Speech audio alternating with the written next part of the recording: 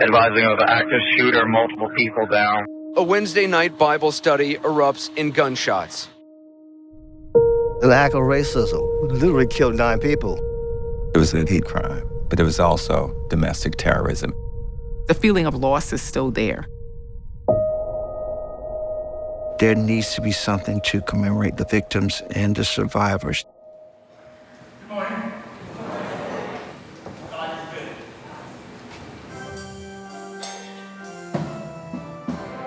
As time progressed, the congregation was able to forgive and remind the world that love is stronger than hate. The grace that was extended by family members in the aftermath of the attack allowed Charleston to come together in a way that nobody could have anticipated. It's been 8 years since the tragedy. This is important now to have the groundbreaking so people can refocus and get back on the path of trying to unite this city.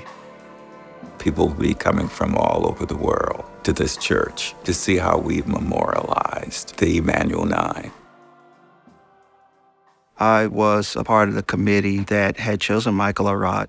It took a few months with the congregation to come up with a site that would be an appropriate site for a memorial. We ended up with a plan that really is about life and resiliency.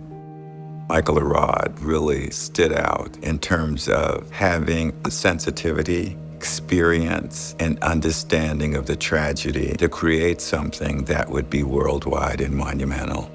We had a chance to see his designs and some of the steps or processes along the way. This notion of congregation, of assembly, that was at its heart.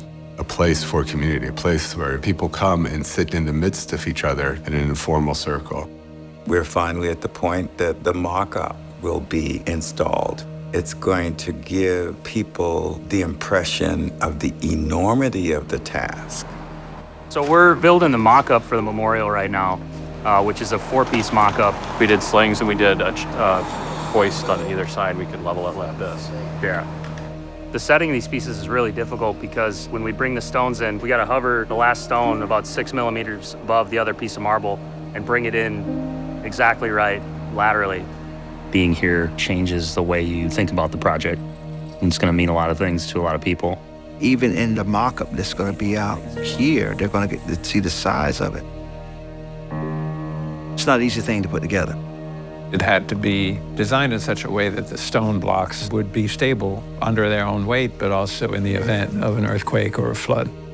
We spent a long time trying to think through how to break up this really complicated geometric model.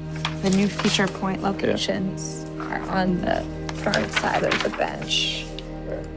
On the top surface. The earliest conversations are how are we going to make this and where the materials are going to come from. The stone comes from Danby, Vermont. It's a very pure marble. Massive chunks are taken from the quarry. And they use that to mill the blocks of which the structure is going to be made, making sure that all the details that people are going to look at will be pleasing and sympathetic to the overall design intent. Design is one thing, but engineering is just as important. When it's complete, I think we'll see an engineering feat. Michael called me one day and said, I've got a question for you. I'm at the point where I have to decide how I'm going to do the lettering on the memorial. I just was looking for some advice about what the best typeface would be. You could pick a lettering style that was in some way connected to the place itself, the event itself. We talked to members of the congregation from the pastor on down. The involvement of the survivors as well as the victims' families, we all had input. Then we saw in the church itself, there's a series of stained glass windows. Each of the windows has a hand-painted inscription on it, dedicating it to some prominent member of the congregation. I think we knew that that was going to be the path that we would take. I knew some experts here in New York that I thought might be really well suited to the project.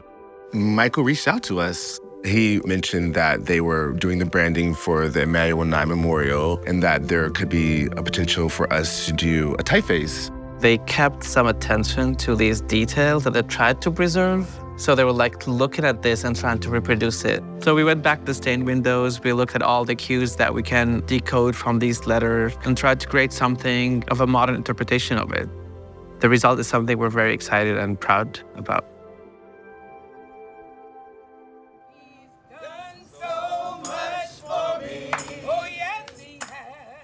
The Memorial Committee wants the memorial to reach out to several different audiences. We want the families of the victims to be pleased with what has been designed.